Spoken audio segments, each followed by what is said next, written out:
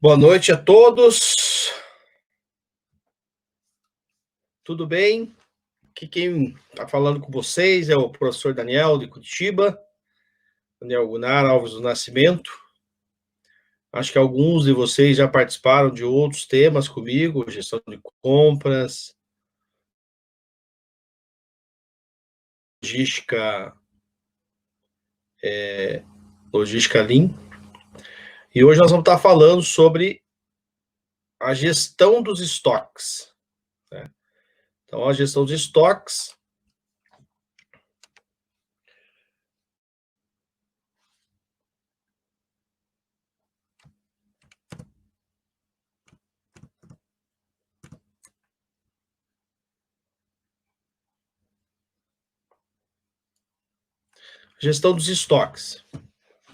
ok?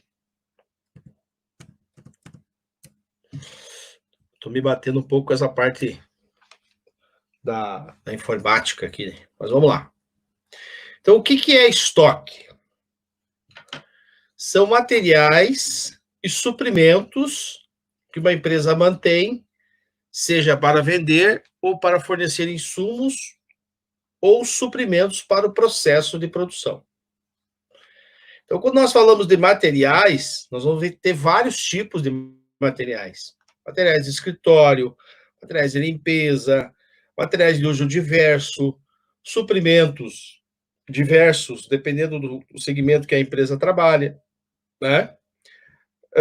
Algumas empresas trabalham com estoque de produto acabado, ou seja, que é um produto que vem pronto, né, para vender. Então, uma loja, um distribuidor de autopeça, enfim, né? E algumas trabalham com matérias-primas, né? As matérias-primas, elas vão se transformar num produto semi-acabado ou produto acabado quando passam pelo processo de produção. Perfeito? Então, qualquer quantidade ou quaisquer quantidades de bens físicos mantidos de forma improdutiva.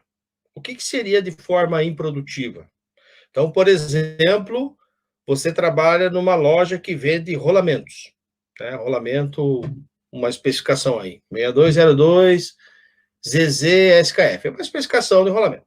Você tem um giro de material mensal de 10 unidades.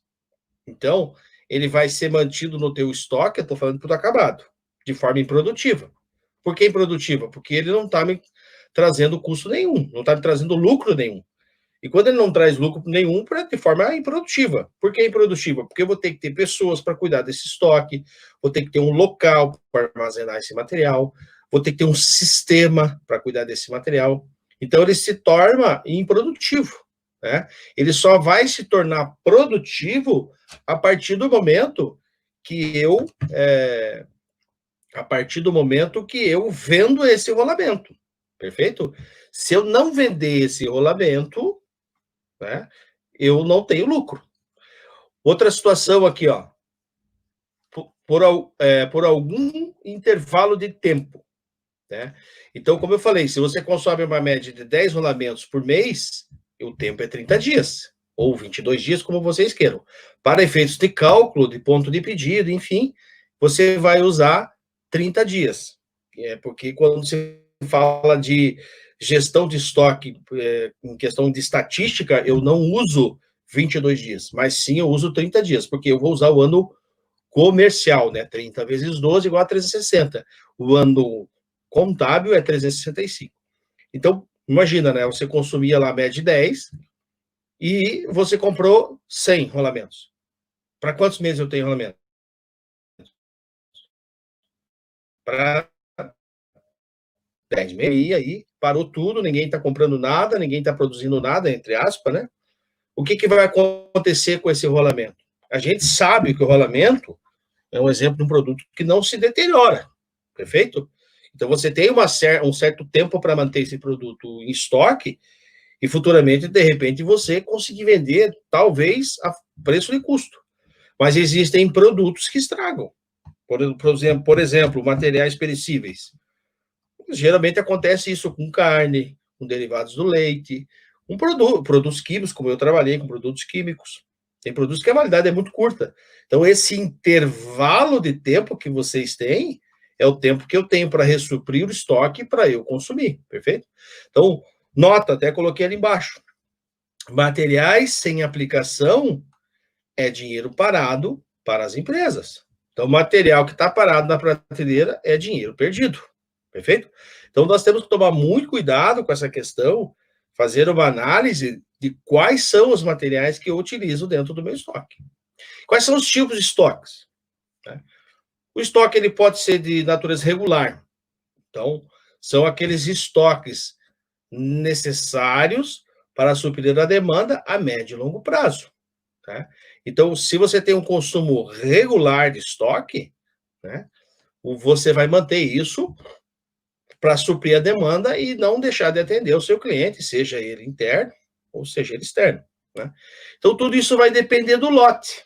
Né? Então, vamos dizer que o lote econômico de vendas ou lote econômico de compras do setor de vendas, lá do fornecedor, é de 100 unidades, ou 100 quilos, 100 litros.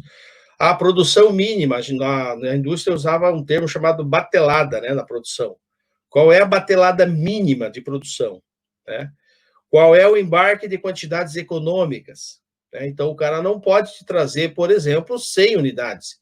Ele só pode te trazer, sei lá, 10 mil unidades, 20 mil unidades, enfim. Então, tudo isso tem que ser analisado por questões de custo.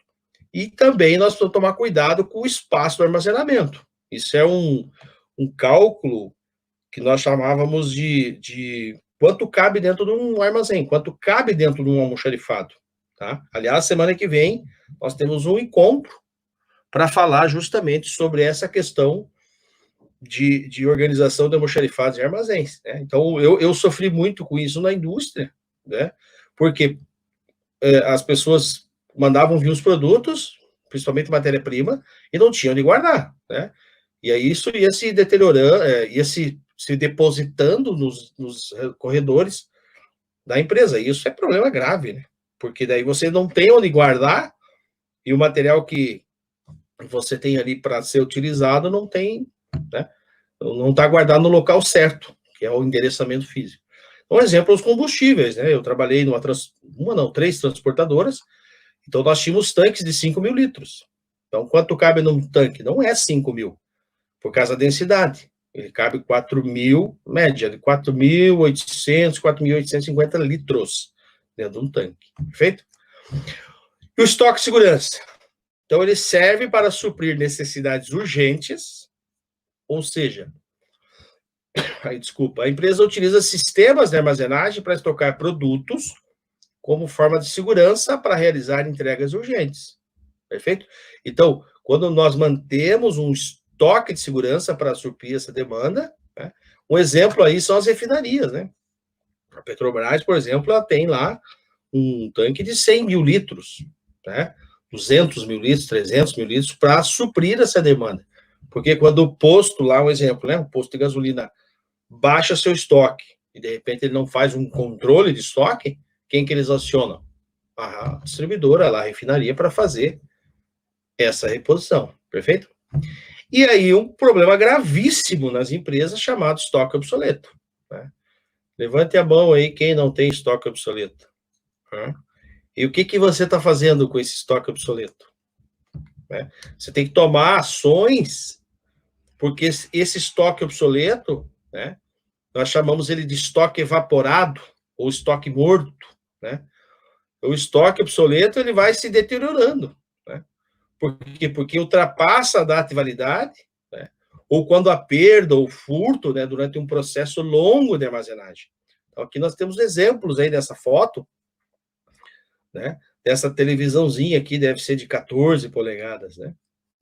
Ou seja, quando ela foi lançada, era lançamento, né? Obviamente. Hoje não tem valor nenhum. Vou ficar guardando um negócio desse aqui no meu estoque? Pasmem vocês, nas minhas consultorias, já fiz várias, já encontrei coisas absurdas dentro do estoque, né? E aí as empresas, algumas, né, não são todas, acabam criando um amor, né? Não, mãe, joga fora, porque um dia vai usar esse material, esse tipo de coisa. Então, assim, ó, a dica, tá? Material sem giro há mais de 12 meses, tá? Material sem giro há mais de 12 meses já pode ser obsoleto, perfeito? Se ele não é uma peça de reposição de máquina, se ele não é uma matéria-prima estratégica, se ele não é um produto acabado, um material que você vende direto no balcão, que é estratégico para venda, ele já pode ser obsoleto. Então, a minha dica é criar estratégias, né? Então, colocar lá no sistema, no RP que você trabalha lá. Materiais sem giro há mais de 2 meses já pode ser obsoleto. Não estou falando que ele vai ser obsoleto. Perfeito? Deixa eu ver se tem alguém que quer fazer alguma pergunta aí, né? Algum comentário? Vamos ver aqui.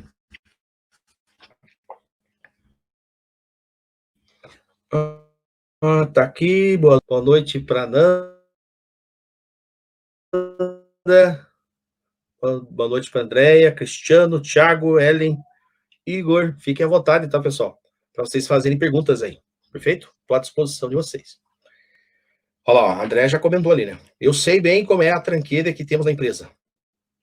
Na verdade, André, sim, nós vamos estar falando na semana que vem sobre organização do almoxarifado. Na verdade, a ideia que eles têm é que o local, desculpa, aonde se armazena essas mercadorias é o depósito, né? Eu lembro uma vez, um dos primeiros treinamentos que eu ministrei na cidade de Joinville, Santa Catarina, foi no ano 2009, se não me engano, e lá estava o responsável dos estoques da empresa Kazan. A Kazan, ela cuida da parte de saneamento como se fosse a Sanepar aqui no estado do Paraná, perfeito? E aí esse senhorzinho, com 30 e poucos anos de empresa, cara concursado já, né? Enfim. E aí eu comentei sobre essa questão do estoque obsoleto e tal, daí ele levantou a mão na sala e disse, professor, posso falar uma coisa? Sim, pode ficar à vontade. Ele disse assim, professor, lá na empresa, tudo que não presta, inclusive pessoas, eles mandam para o almoxarifado. Ou seja, não é assim, né, gente? Já pensou você ficar cuidando de coisa velha, inclusive de pessoas incompetentes? Então é por isso que nós estamos aqui, estou à disposição de vocês, tá? No final eu vou deixar meu contato. Então vamos voltar aqui para a nossa aula, depois eu volto aqui, se vocês tiverem perguntas, vão escrevendo aí nos comentários, tá bom, queridos? Muito obrigado. Você dá risada, você devia chorar, André. Um abraço. Já voltamos aí. Então vamos lá. Quais são os tipos de demanda de estoque? Nós temos 2 tipos, né? Temos a demanda dependente e independente. Então, a demanda dependente, eu peguei um exemplo aqui de uma demanda dependente, por exemplo, uma loja de pneus, né? Que vende carros aí, né? A procura de pneus é regida pelo número de carros a ser feito. Então, conforme a demanda independente, né? A demanda dependente, ela vai o quê? Vai ser de acordo, né? Com a linha de produção. Então, eu trabalhei em montadora, então nós tínhamos lá, vou montar o carro X. Quantos pneus vão? 5. 4 pneus, nós chamávamos de pneu no chão, e um pneu em cima, que era o pneu step. Então, eu multiplicava pela quantidade de pneus, o modelo e assim por diante, e o meu fornecedor entregava diretamente na linha de produção essa quantidade de pneus. Perfeito? E a demanda independente, um exemplo aí, né? É serviço de montagem de pneus. A procura por pneus é regulada por fatores aleatórios, né? Então, eu, por exemplo, vou ter que fazer troca de pneus. Então, eu vou numa loja, perfeito? Então, essa demanda dependente, ela vai depender de um processo produtivo, quer dizer, de uma programação de produção, e a demanda independente, ela é em cima de fatores aleatórios, né, conforme eu vou necessitando. Um exemplo aqui, a fábrica de automóveis. Eu não sei se vocês já tiveram o prazer de conhecer, eu conheci a fábrica aqui em Anaquari, a 150 quilômetros de Curitiba, para frente de Joinville, fábrica da BMW. Eu tive o prazer de ir lá fazer um treinamento em company para eles. Então, você veja, é uma demanda dependente. Então, ela é regida pela quantidade e pelo tempo. Então, eu tenho uma quantidade, vou produzir. Uma quantidade, vou produzir. E assim por diante. Perfeito? Então, eu posso até eu não sei se eu consigo aqui, eu não consigo escrever aqui, mas enfim, Eu acho que isso que eu só consigo... aqui nós poderíamos até chamar esse tipo de demanda de just in time, ou seja, o JIT, J-I-T, just in time. Então, só vai produzir de acordo com uma demanda que vem do mercado, perfeito? E a demanda independente, aí eu poderia dar o exemplo da concessionária de carros, né? O camarada vai na concessionária, se ele tivesse os 200, 300 mil reais na conta, né? Ou se ele estiver disposto a pagar uma parcela de 300 mil reais, de 3 mil reais, ele vai lá e compra seu carro, perfeito? Então, ela é independente da forma que o cliente vai buscar esse produto, perfeito? Outra coisa, as concessionárias não mantêm estoque de carro, mantêm um estoque só de, a gente chama de test drive, e daí você faz o test drive, gostou do carro, eles acionam a fábrica que vai produzir, né, de acordo com o cliente e o tempo de entrega. Qual é a diferença, então, entre gestão de estoques e controle de estoques? Então, vamos estudar aqui, ó. Tem uma grande diferença entre gestão e controle. Então, o controle. Quando você faz controle de estoque apenas, os custos são mais altos de manutenção de estoques. Por quê? Porque você tem uma pessoa lá cuidando da entrada, da saída, da baixa do material, manual, muitas vezes sem código de barra, sem QR Code, né? Como eu coloquei aqui embaixo para vocês, ó, né? Sem um endereçamento físico, sem código de barra, sem um coletor de dados, sem a integração da logística, perfeito? Então, eu vou ter mais gente, vou ter mais sistema, vou ter mais gasto, mais impressão. Agora, quando você faz gestão, você pode trabalhar com uma intensificação mais relação fornecedor-cliente, né? No passado, eu trabalhei com um sistema chamado Vendor, VMI. VMI.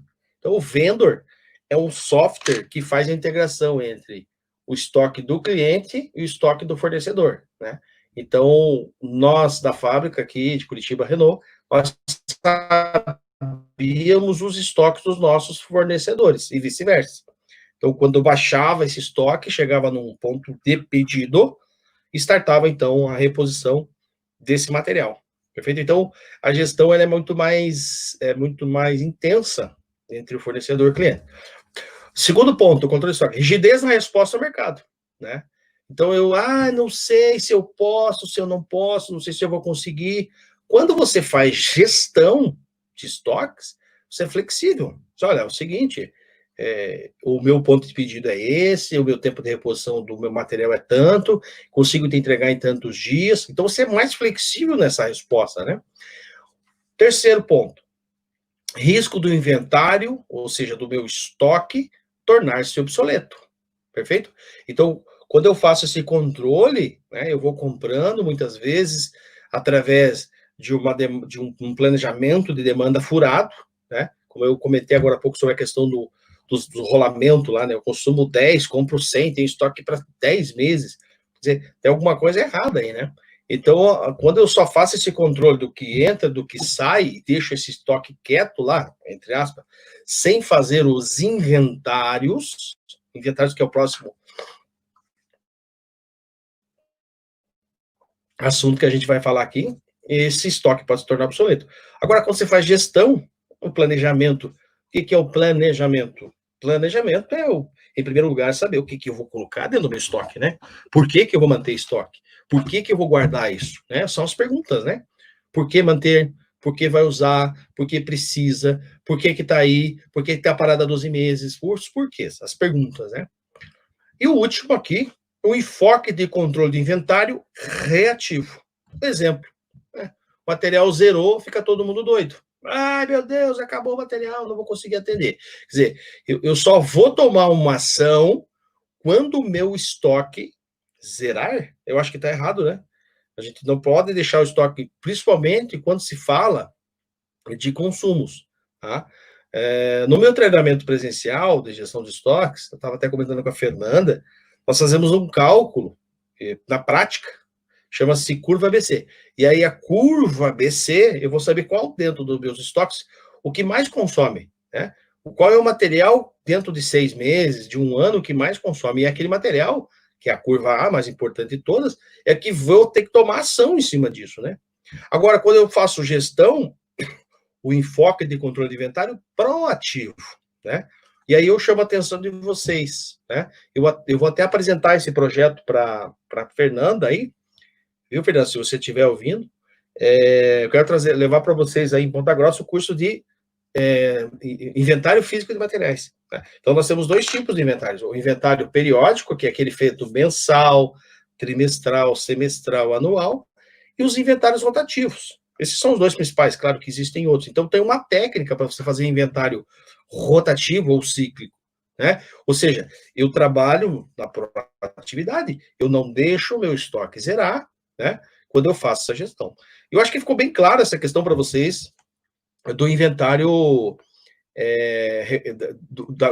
do controle de estoque e a gestão de estoque, correto? Deixa eu ver se tem alguma pergunta aqui. Cadê? Ó. Não tem nenhuma pergunta. Então, beleza, pessoal. Vamos lá. Vamos lá. Tá certo, vamos lá.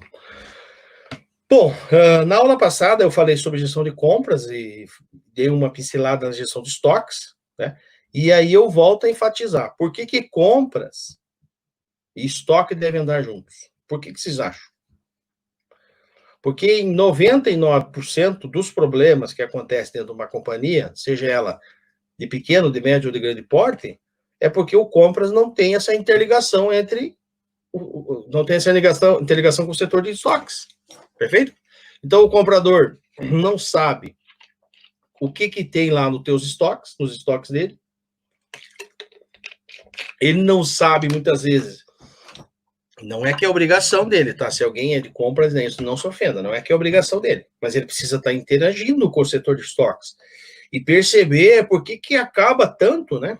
Então aqui eu coloquei, ó, na prática a gestão de compras impacta diretamente o setor de estoques de uma empresa, já que boa parte do que é adquirido acaba, de uma maneira ou outra, efetivamente indo para o estoque. Ou seja, então, fazer essas análises, né? Por que zera tanto o meu estoque? E aí, o que acontece? O comprador tem que sair que nem um doido para repor o estoque. E isso tem um custo, né? Vocês estão observando aí, estava vendo o jornal hoje, chegou não sei quantas milhões de máscaras. Quanto custou isso para o Brasil? Né?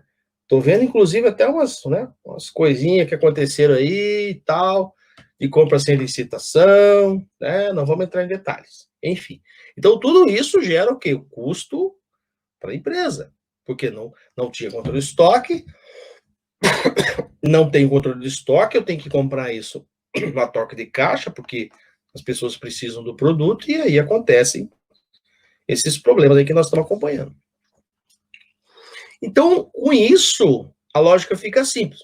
Quanto mais importante for o estoque para uma empresa, mais indispensável é que a gestão de compras seja feita da maneira correta. Perfeito? Então, existe uma máxima que diz: quando o estoque vai bem, o setor de compras vai bem. Quando o estoque vai mal, o setor de compras vai muito mal. Né? Então, ele está sempre comprando gente, está sempre correndo atrás de resolver mini problemas. Muitas vezes são problemas graves, de ruptura de estoque de matéria-prima. Né? Quem participou da minha aula de compras da outra vez, lembra que eu falei que eu fazia importação? Então, produtos importados é um problema muito sério, né? Porque você tem um tempo para fazer esse repouso. Eu posso, perfeito? Aqui alguns pontos, quando eu faço, então, essa integração entre a gestão de compras e estoques. O primeiro ponto é a diminuição de desperdícios, tá? Eu quero chamar a atenção de vocês, porque essa foto é uma foto real, tá? Isso aqui foi uma empresa há uns 3 ou 4 anos atrás, que eu fiz uma consultoria lá na cidade de Acará. É uma cidade que fica a 200 quilômetros de Belém, perfeito? Eu fui chamado, então, por essa empresa, uma empresa que produz o biodiesel. Então, vocês vejam, o biodiesel é uma fábrica de dinheiro, né? Nós estamos falando aí de uma composição de 10% do diesel, colocando o biodiesel. Olha como é que está a organização disso aqui. Quer dizer, organização não, né? Olha a bagunça. Né? Então, assim, sem espaço para armazenar, material estragando. Assim, eu não vou mostrar as outras fotos devido ao nosso tempo, né? Mas se eu tiver a oportunidade de estar com vocês aí no presencial, eu vou mostrar para vocês as fotos. Eu tenho um vídeo, inclusive, sobre essa consultoria, né? Então, assim, o comprador não tinha esse contato com o setor de estoques, muito desperdício, muita perda, e isso são as pepitas de ouro que vão pelo ralo diariamente nas empresas. Perfeito? Melhores condições de compra. Né? Coloquei aqui a foto desse artista, né? Ah, não! Compra urgente de novo. Né? Ou seja, o comprador se torna refém do setor de estoques. Por quê?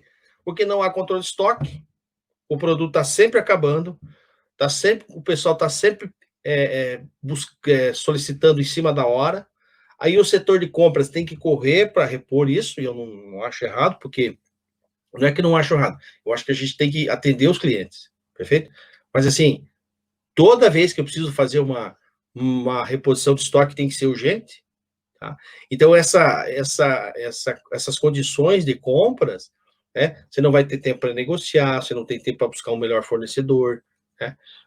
Voltando ao assunto aí do que está acontecendo, né? Eu compro do primeiro que me oferecer, às vezes é picareta, não sabe a qualidade do produto, tá? Então, assim, eu sempre fui muito cético, e hoje nos meus seminários, nos meus treinamentos, e principalmente nas minhas consultorias, eu falo muito franco com os diretores, né? Com a diretoria, com os gerentes de estoque. Por que vocês compram tanto urgente? Por que toda vez, né, tem alguém aqui correndo para o setor de compras, jogando uma solicitação de compras em cima do comprador e fazer com que o comprador tenha que comprar correndo isso, tá? Então, se você faz essa gestão, essa integração entre compras e estoques, você vai melhorar a sua condição de compra. Terceiro, a oportunidade, o aproveitamento de oportunidade, né? Então, aqui alguns exemplos da reativa ou puxada, da proativa ou empurrada. Né? Reage conforme a demanda de mercado. Né? Então, o mercado começa a consumir, eu corro para comprar, ou o cliente pede. Quando eu trabalho numa situação mais proativa ou empurrada, eu antecipo as demandas de mercado. Certo?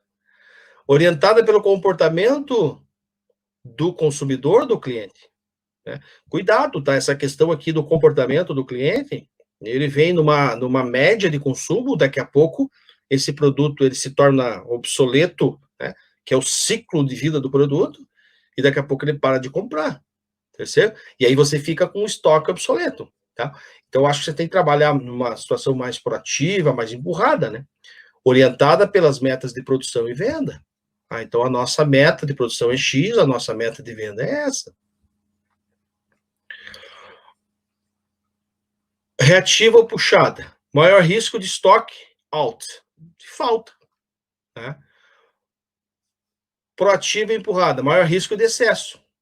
Né? Então, se eu vou trazendo essa mercadoria, eu vou trazendo mais essas mercadorias, eu caio no erro. Não é que eu caio no erro, eu posso ter um problema de excesso de estoque. Tá? Menos capital imobilizado, menor investimento em estoques. Maior capital imobilizado, maior investimento em estoques. Perfeito? Então, toda vez que eu tenho que disponibilizar dinheiro para repor estoque, perfeito? Eu vou ter esse dinheiro parado lá, né? Então, aqui eu coloquei, apesar do custo político da falta ser muito ruim para o executivo, o excesso é igualmente desejado. O custo de carregar itens de baixo giro, que são aqueles itens de slow move, pode ultrapassar o da perda de vendas. Né? Então, algumas empresas têm essa política de manter no estoque. Perfeito? A André comentou aqui. Estoque é tudo numa empresa, então. Ah, com certeza, né? Não é que seja tudo. Né? O estoque é o pulmão de uma companhia. perfeito? Então, voltando aqui, pessoal, essa questão do aproveitamento de oportunidades, vamos começar a trabalhar num processo mais reativo, mais puxado, perfeito? Quarto, o aumento da margem de lucro, né? Então, quando eu começo a fazer controle de estoques, perfeito? E eu faço uma redução na compra de matéria-prima, quem participou do curso de compras comigo da outra vez, lembra desse slide aqui que eu apresentei.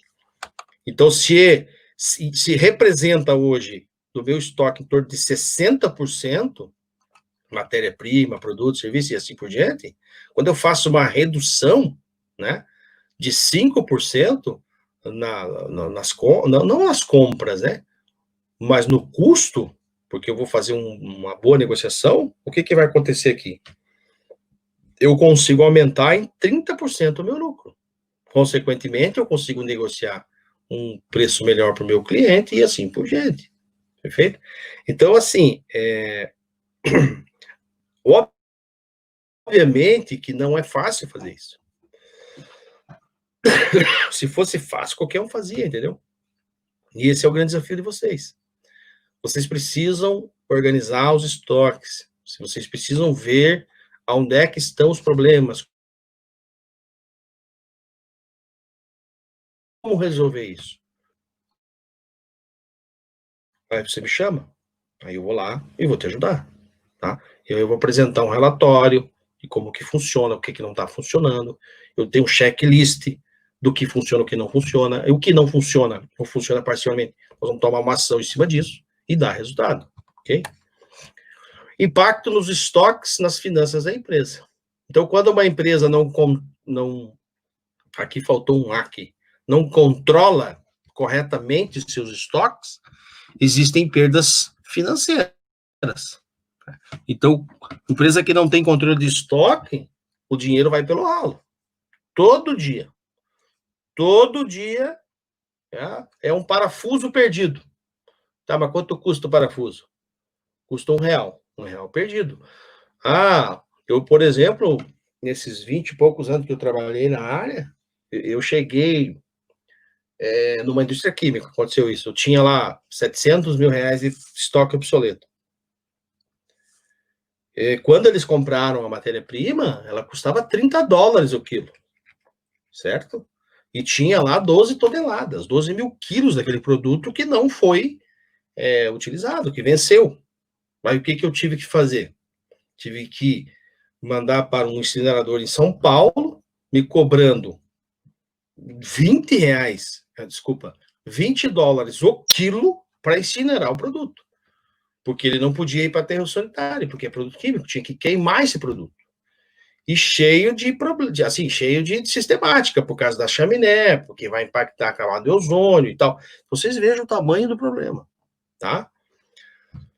Então, quais são as perdas nas finanças? Perda de valor por obsolescência. Então, como eu falei, eu comprei o produto por $30 o quilo, é só fazer conta, né? $30 vezes 12 mil quilos, é só fazer conta. E daqui a pouco eu tenho que pagar $20 o quilo para poder me desfazer desse produto. Perfeito? Perdas físicas de produtos. Então, tem produto que, por exemplo, aço carbono se enferruja, amassa. Eu trabalhei com chapa de inox, qualquer coisinha ela risca, né? Tem material que vence, material que molha, material que amassa, né? Perda de vendas por dificuldade de acesso, né? Então, quando o teu almoxarifado está desorganizado, perfeito?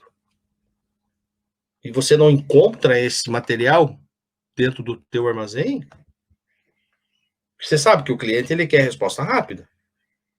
Ele quer que seja seja muito rápido. Tem, não tem? Estou comprando 10, tem 5, não tem? Vou solicitar para comprar mais 5 para entregar. Um exemplo, né? E aí você tem um armazém todo desorganizado. e aí você não consegue achar esse produto. Então, essa perda de venda por dificuldade de acesso é muito grave, sabe? Uma vez eu fiz um trabalho em Santa Catarina para um dos maiores distribuidores de ração de cachorro, ração animal do estado de Santa Catarina. E eu lembro que ele perdia venda porque ele não sabia onde estava, porque ele não vendia só ração, né? Ele vendia produtos veterinários e tal. Ali a região de Santa Catarina tem muito fazendeiro, interior e tal. E ele deixava de vender porque não achava o produto. Aí fizemos um trabalho de organização do armazém dele, colocando localização física. Vamos falar, inclusive, na semana que vem sobre esse assunto. Colocando localização física, implantamos código de barras.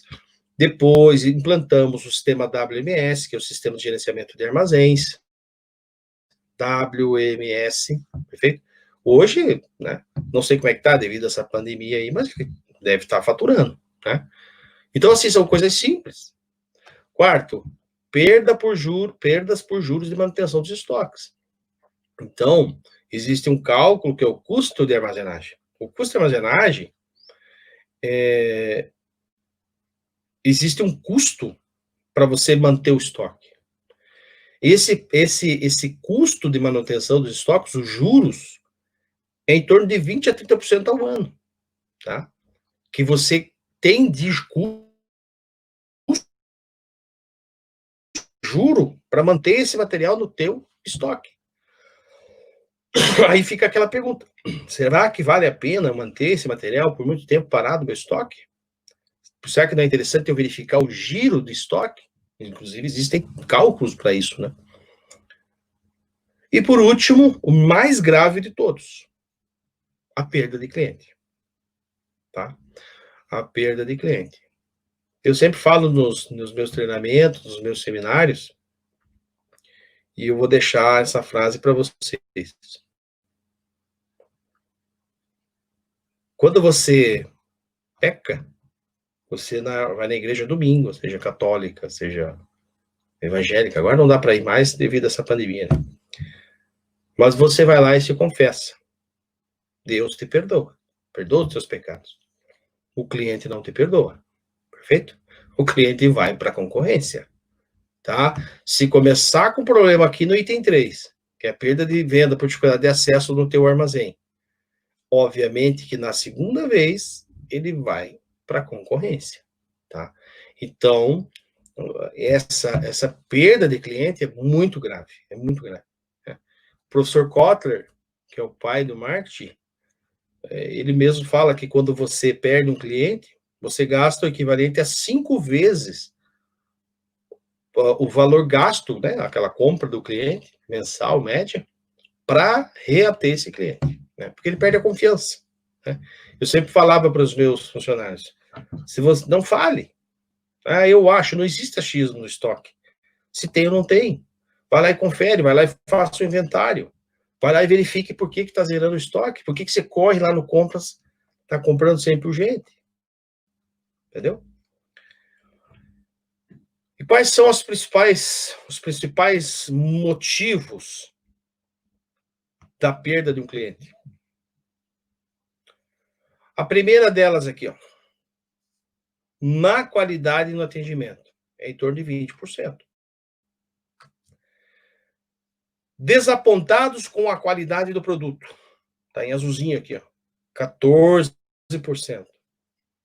Preço alto, 10%. Novos hábitos de consumo, 5%. Mudou de endereço, 3%. 1%, morte. E mais ou menos 47% por ruptura de estoques. Tá? Quem falou isso? Onde é que está isso? Isso está nos livros. Vocês devem estar olhando aí atrás de mim. Aí é a minha mini biblioteca. Eu tenho mais ou menos uns 150 livros aí. Eu posso até pegar o livro e mostrar para vocês. João José Viana, Paulo Sérgio Gonçalves, Marco Aurélio P. Dias, Power Sox, Roda da Gabalu. São os 5 maiores nomes do mundo hoje na área de materiais. E fala justamente sobre isso. Porque se você há essa ruptura de estoque constantemente, o cliente não te perdoa. Ele vai para a concorrência. Vou dar um exemplo simples para vocês aí. Quando vocês vão no mercado aí na região aí de vocês, de Ponta Grossa, aí, da região, e você gosta lá daquela margarina X, sei lá, vamos pegar uma marca, Quali, com sal, eu gosto muito, inclusive. Você vai lá no mercado, chega lá, a gôndola, né, dos frios lá não tem. Eu faço isso, eu pego e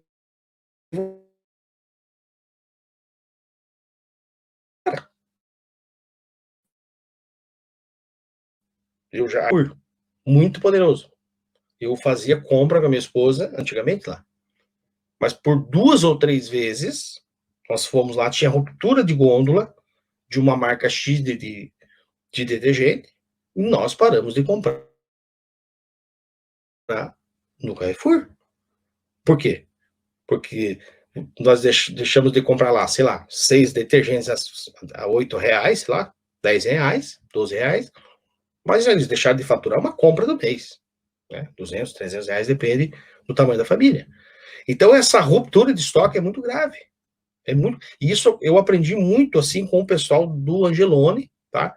Que é um dos maiores mercados do Brasil hoje, na região de Santa Catarina. Eu tive dando treinamento dentro do CD deles ali em Porto Belo, chegando em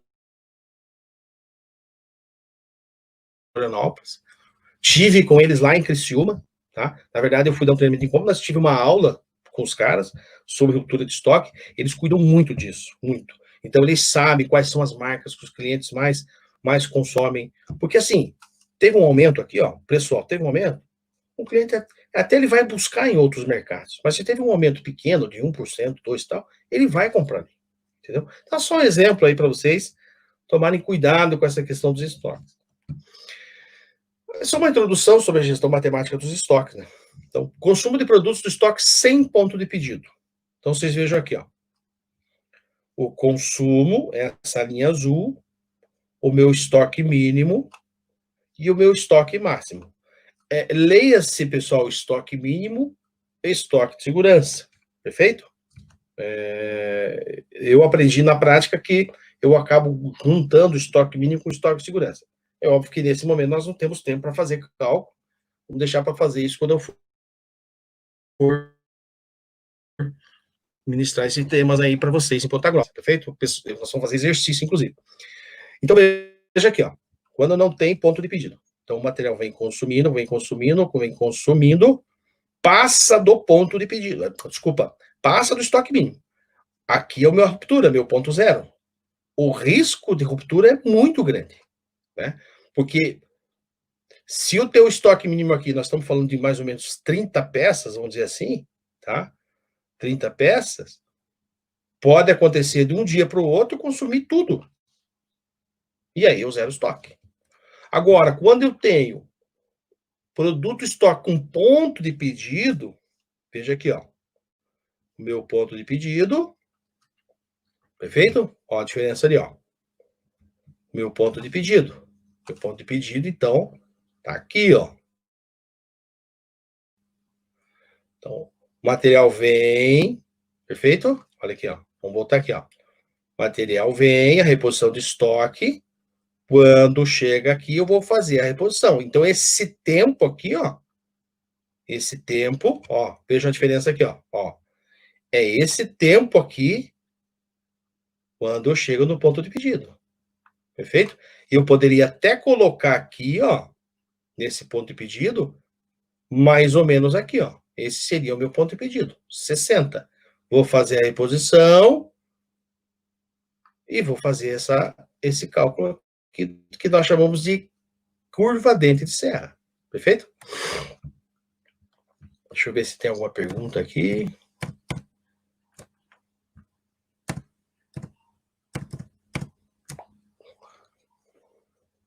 Olha lá. Leandro Mizumoto. Andréa Carvalho. As perdas também ajudam a impactar os estoques, né? Com certeza. Essas perdas, se elas não forem contabilizadas, né, vai chegar um momento que o empresário já fala, para mim chega. Eu já perdi muito cliente, tô perdendo todo dia, entendeu? O Leandro perguntou assim, já houve perdas de venda por não achar o produto local correto por cadastro incorreto. O cadastro é um problema grave, nós vamos estar falando nisso na semana que vem. Tem que fazer um cadastro que todo mundo entenda, viu, Leandro? Outra coisa, local, é como se fosse o teu CEP. Se você passar o CEP da tua casa, né, que é lá do correio, errado, eu não vou achar a tua casa. Eu não vou, o cara do correio não vai achar o teu endereço e não vai entregar lá a encomenda, a carta, o que for. Tá? A gente vai estar falando sobre isso na semana que vem. Espero que vocês estejam comigo. Beleza? Bom, voltando aqui à questão da acuracidade. Então, a acuracidade, eu tenho aqui um exemplo de acuracidade. Um estoque desorganizado, ele vai ter em torno de 50% de acuracidade. Ou seja, é o que eu tenho no físico dividido pelo sistema, certo? Então, vou ter lá, no sistema tem 10, no físico tem 5. Então, a minha acuracidade vezes 100 é de 50%. Um estoque que o cara faz mensais, trimestrais, semestrais, anuais, ele vai ter uma acuracidade perto de 90%. Um estoque que ele faz inventários rotativos, ou seja, semanalmente, quinzenalmente, diariamente, por turno, existem N técnicas, tá? Como eu falei para vocês, inclusive eu dou o treinamento de inventário físico de materiais, espero ter a oportunidade de levar para vocês aí.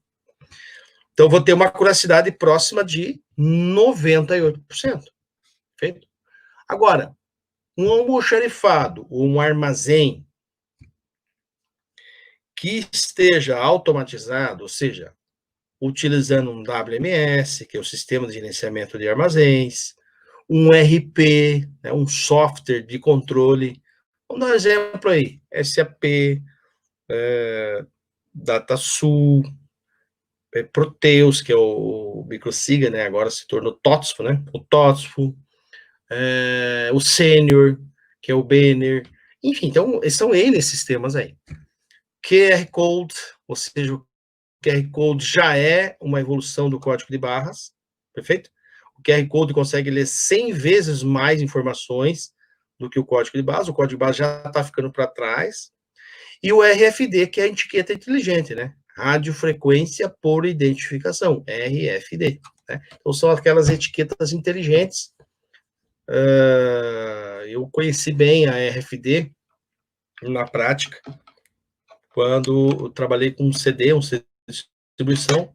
Então, nossos produtos tinham essa etiqueta inteligente, e eu chegava com o coletor de dados, né? Vou pegar aqui meu celular para dar exemplo, né? Então, eu chegava com o coletor de dados, e o coletor de dados conseguia identificar dentro daquele armazém onde é que estavam os meus materiais, através dessa RFD, essa etiqueta inteligente. Perfeito?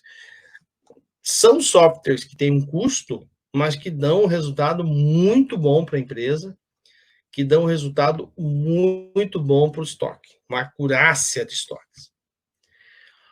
Prevenção contra a obsolescência. Né? Aqui eu coloquei um exemplo, quando eu comecei a minha carreira lá em 93, do Motorola, né, PT500, né, era, parecia um tijolo, né, mas era da moda na época, custava R$ 5.000, né, o tênis Marathon, né, eu nunca pude ter um, o Adidas hoje, não sei quanto custa, mas deve ser caro, porque é um tênis dos anos 80, e aqui nós temos alguns exemplos, né, máquina de escrever. Aí a pergunta é lixo ou resíduo? De amanhã, a partir de quarta-feira, não sei. Você vai fazer um levantamento, perfeito? Do que você tem de material parado lá. Beleza? Então, vamos dizer que você fez uma lista. Você passou essa lista lá para o teu diretor, para o teu gerente, diz, olha, seguinte, nós vamos fazer uma classificação.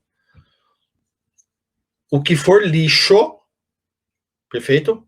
Que pode ser jogado no lixo, eu vou jogar no lixo. Cuidado, tá, pessoal? Resíduo. Tá? Existe uma política que é a Política Nacional de Resíduo, tá? Então, por exemplo, o plástico eu não posso jogar em qualquer lugar, o papelão, o aço carbono, o aço inox, resto de óleo, certo? Eu preciso fazer uma coisa chamada logística reversa, perfeito? Inclusive, quero levar aí, se possível, esse tema para vocês, da logística reversa. Então, eu não posso jogar isso em qualquer lugar. Um exemplo, né? Trabalhava na indústria química, nós tínhamos um centro de distribuição em Belém do Pará. Daqui a pouco eu recebi uma ligação do IBAMA. Ah, você que é o responsável do logística? Sim, sou eu. O que aconteceu? Ah, não, achamos aqui um tambor de 200 litros, nem lembro se era 250, com uma etiqueta de vocês. Estava jogado aqui num terreno baldio. Nós estamos multando vocês em 200 mil reais. Falei, como assim? Não, porque foi jogado na natureza, tá? Então tem que tomar muito cuidado com isso, principalmente quando se fala em produto químico. Então o resíduo, eu tenho que dar o destino final, né? Agora tem empresas aqui na região de Curitiba que, eu quero jogar o computador. Você vai lá, eles coletam, você liga para eles, vão lá, coletam, desmontam o computador, a placa, não sei o que, entendeu? Então, tudo isso, quem for fazer esse descarte de produto, tome muito cuidado, ok? E quase finalizando nosso encontro de hoje, né, pessoal? Eu queria falar para vocês sobre o papel do gestor de estoques, né? Então, esse é o profissional responsável por gerir todos os processos da gestão da cadeia de suprimentos, né? Então, o gestor de estoques, ele vai ter contato com a área de produção, ele vai ter contato com a área financeira, ele tem contato com a logística de transporte, a logística de chegada, a logística de saída, ele vai ter contato com a área de transportes, que aqui eu poderia estar colocando junto, né, com a área de logística, né? Ele vai estar tendo contato com a área de compras, né? Poderia até substituir esse quadradinho aqui por compras. Ele vai ter contato com o pessoal de qualidade. Aliás, o gestor de estoques ele precisa conhecer de ferramentas da qualidade, as 7 ferramentas básicas, né? Ele tem contato com o pessoal de P&D, planejamento e desenvolvimento, né? Com a área de RH, porque ele vai estar mandando gente embora, vai estar contratando, vai estar promovendo, vai estar chamando atenção. É o papel do dia a dia do gestor. Ele também tem contato com a área de manutenção de máquinas, né, equipamentos. Então, esse cara, ele vai ter contato com todos, né, esse setor, vamos dizer assim, com todas essas áreas, porque ele tem alguns, alguns, alguns stakeholders, né, são as partes interessadas para gerir vendas, área de clientes, área de diretoria, os fornecedores, né? Então, esse camarada aqui precisa estar muito bem qualificado, perfeito? Então, o que se exige hoje no mercado, né? Hoje não se exige, hoje não cabe mais, pessoal, tá? Um gestor de estoques tem apenas o segundo grau, certo? Então, ele tem que ter um curso superior de administração, ou ele fazer, por exemplo, administração, né? Pode ser outros cursos, pode fazer um curso de tecnólogo em logística. Eu mesmo sou tecnólogo, né? O meu curso é um curso de 1.600 horas que me ajudou muito, muito na minha carreira. Interessante ele fazer uma pós-graduação em engenharia de produção ou na área de logística, né? Estudar o inglês, o espanhol, do intermediário para o avançado, né? Hoje existem cursos bons e baratos. Ele precisa também ter capacidade de liderança e gestão de conflitos, né? Então, esquecer que ele não está só cuidando de materiais da empresa, mas ele vai estar cuidando de pessoas, né? Ele precisa saber liderar, né? Tem uma grande diferença entre ser gerente e ser líder, tem uma grande diferença entre ser gestor e líder. E qual que é a média salarial no Brasil? Tá? Essa é uma pesquisa que eu fiz, tá, pessoal? Em média de 3,5 é um gerente de estoques hoje. Pode variar isso, tá? Até mais, né? Então, por exemplo, o gerente de logística pode ser superior a 10 mil reais, dependendo do porte da empresa. Perfeito? Então, quanto mais qualificação você tiver, quanto mais cursos você tiver, mais você vai galgar cargos. Eu sou da seguinte opinião.